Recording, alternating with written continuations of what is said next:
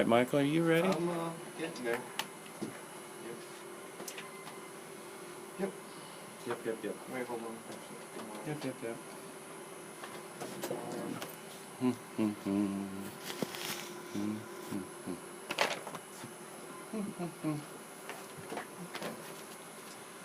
So yeah, you're ready?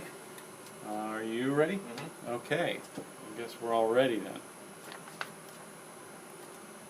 We're here at Jazz Live San Diego with Janet Klein. Janet, welcome to Jazz Live San Diego. Hello, great to be here. Great to have you here. First, let's start off by telling us about your band and who you've got playing with you tonight. Well, my band is called Janet Klein and her Parlor Boys, and we specialize in what I like to describe as obscure, naughty, and lovely tunes of the 1920s and 1930s. And the fellows I've brought with me are my Parlor Boys. I have with me John Reynolds, who is a guitarist, banjoist, and extraordinary whistler, and grandson of the great actress Zazu Pitts. And I have Corey Jem, who is a fabulous cornet, C-melody saxophone, trombonist, clarinetist, and hot percussionist, all in one.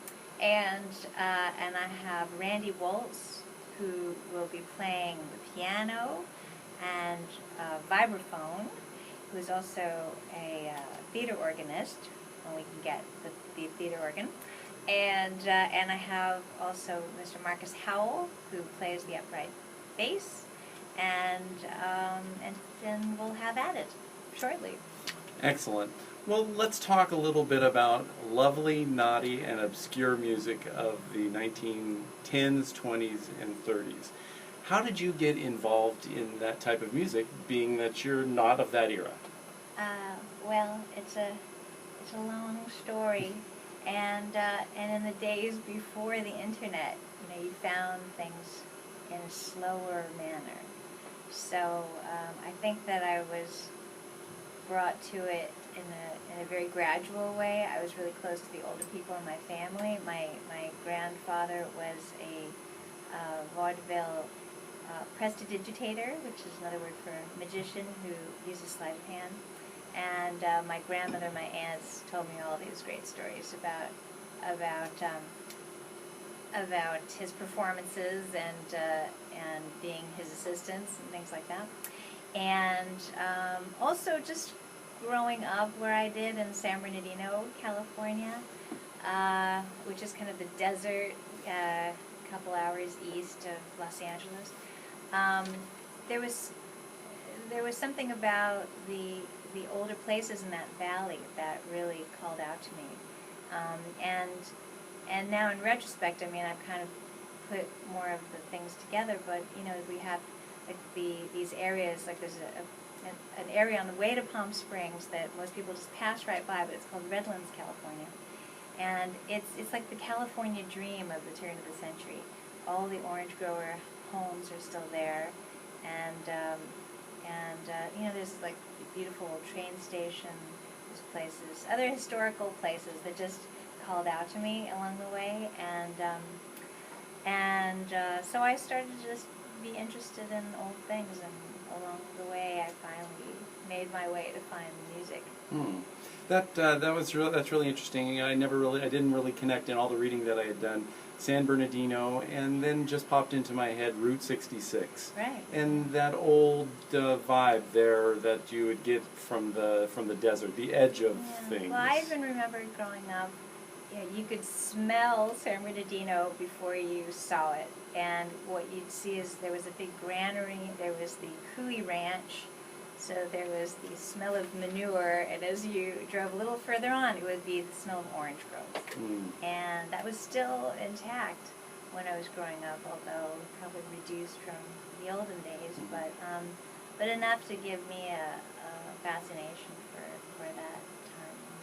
So were you playing music at an early age? Was the music part of it? I read that you were into also graphic arts too, and that may have been one way that you got into the music. But from a music standpoint, did you play? Yeah, I grew up playing classical piano, and my father had a great LP record collection, although nothing from this era that I came to love, but classical music and some world music, and he was also really interested in synthesizers, and he built analog synthesizers in his art studio. He was a painter, and anyway, I grew up with music around and kind of a musical curiosity. I just would sit with him every evening, and we'd go through those LP records and chit-chat about music, and it was just part of life to just look for new things and learn about different kinds of music. So when I went to college, I did it on my own. I spent a lot of time at the UCLA Music Library, and at that time you'd go in and pull out LP records and put on headphones and just kind of all through things.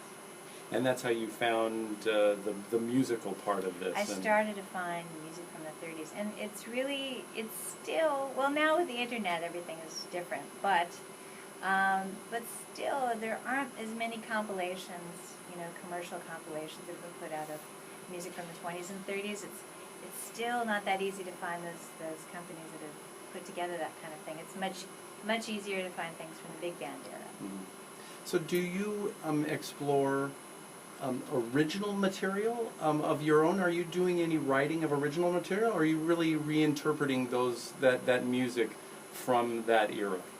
I'm really, truly a treasure hunter, and I spend a lot of time researching, and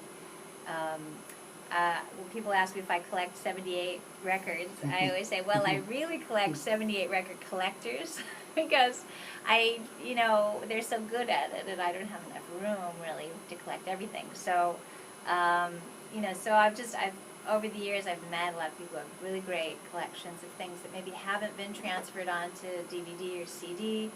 I have music historians that share things with me that are maybe soundtracks to lost films, and and I pull things from old movies where I just detect little incidental bits of music that I think are really interesting, and then go find more about it.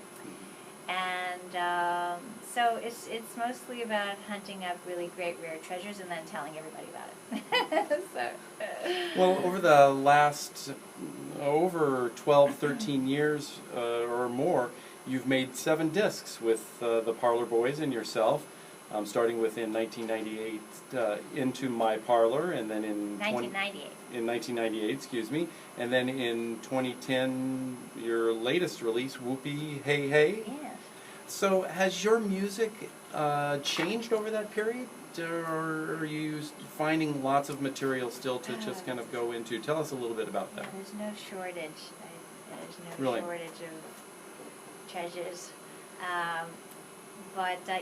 It's changed in certain ways, I think.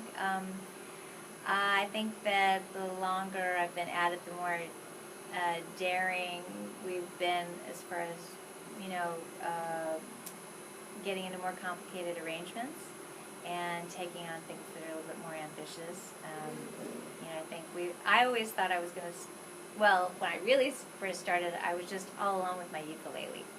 And then, sort of like Dorothy on the Yellow Brick Road, I just kept meeting interesting characters, and they all stepped into my parlor, and so I've kind of grown a band from there. So I think once I started to have a band, I really thought I would just have a string band, and then it sort of expanded from there, and also, like for instance, Randy, who's here with me today, he's a quiet guy, and over the course of knowing him, I've found out more and more what he can do. Like, I just happened to find out that he was a theater organist after knowing him for a number of years, and also that he's a great writer and arranger, and so he's actually added parts and written special arrangements on what's going to be our newest record. And so, in a way, yeah, I mean, it's always been a matter of finding inspirational touchstones and then really trying to play as if we were a band at that time, just trying to be respectful to music and have a really great time with it, and maybe we would find different versions, and and make references to the different versions without trying to copy one particular thing. Anyway, and the guys that I work with are so talented. They really bring their own personality into everything. So it isn't just, a rote thing where we're finding original scores and playing by book. So I'd like to just touch a little bit on the scene for this music, the audience for this music.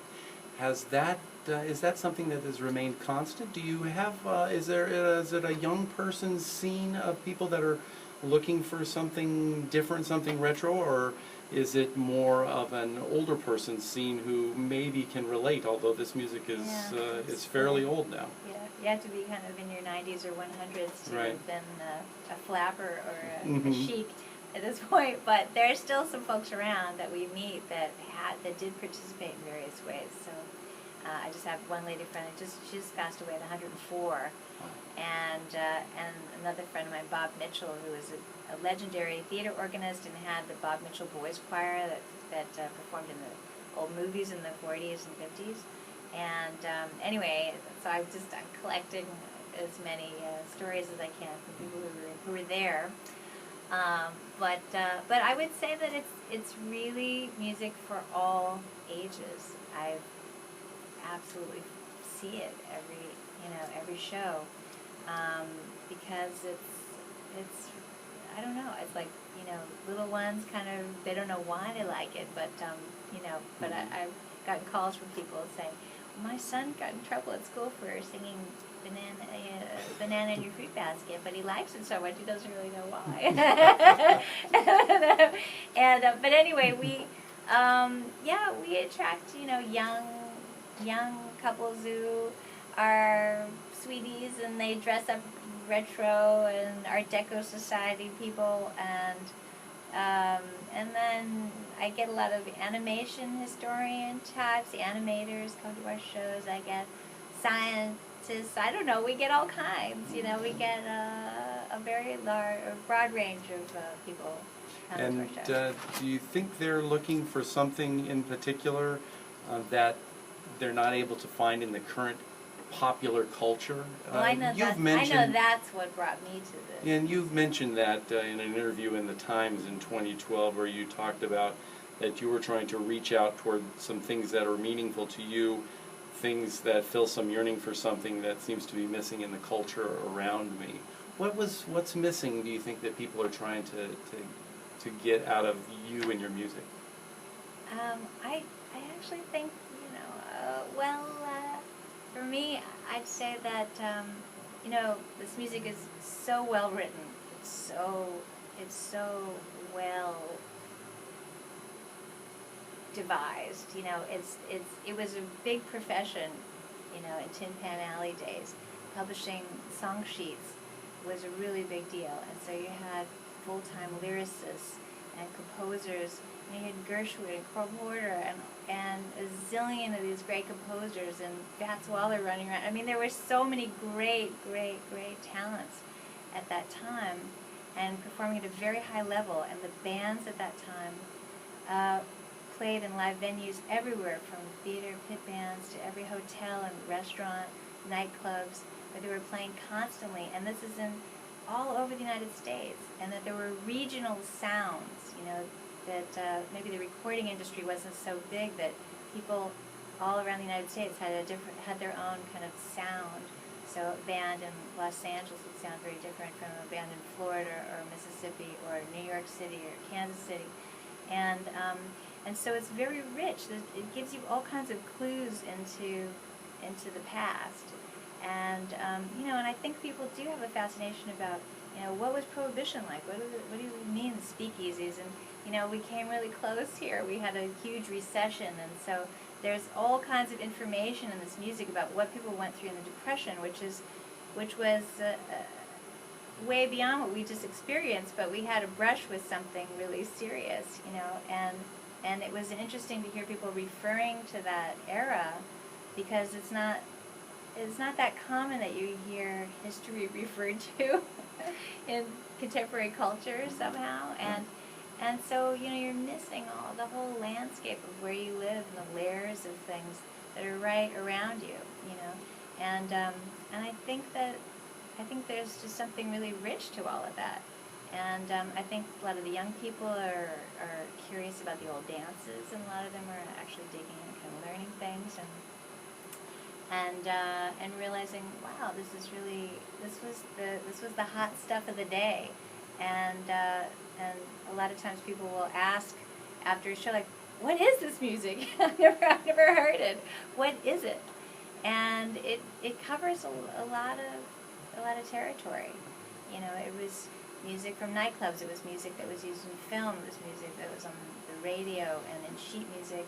And, you know, it's very, very interesting stuff. There's a lot of great layers to it. And anyway, I think that the things that are expressed in this music are sometimes they give you kind of evidence about the times, maybe things you wouldn't know unless you get the flavor of it through the music. And let's say, you know, I'm always remind people that you know, we used to export Fred and Ginger to the world, and people like Marlene Dietrich said when she first heard these American songs, she thought, those Americans must be the most romantic people on earth. And because they were really great at expressing very beautiful, sensitive, wry, double entendre things. It was just full of interesting language, and the language of you know, kind of the, like, people being excited about getting married, for instance. People don't necessarily express things like that, or, you know, songs about your mother. I mean, it's sort of out of style, but they did it with all kinds of interest and panache and sexiness, and you know, it's very, very charming and thrilling jazz music. It's good stuff. Well, it is fascinating to learn about this type of music, because it is a new style for a lot of people to hear and to be introduced to. And where can folks find out more about you and your music? Well, we play around in and around Los Angeles. We keep pretty busy in town. We just started our 10th season at a place called the Steve Allen Theater in Hollywood. And I have a website called janetklein.com, Klein. And we always update, you know, places that we're playing around town. We play a lot of historical venues. And one of my favorite things is just getting booked in places around the sprawl of Los Angeles, and then luring people to them, because in a way I'm so excited to play in old theater settings, or old you know, estates, or whatever, or these interesting places that are all, you know, just kind of there in LA, and a lot of times people don't know about it, and I don't know about it until I get there, and then I'm happy to lure people.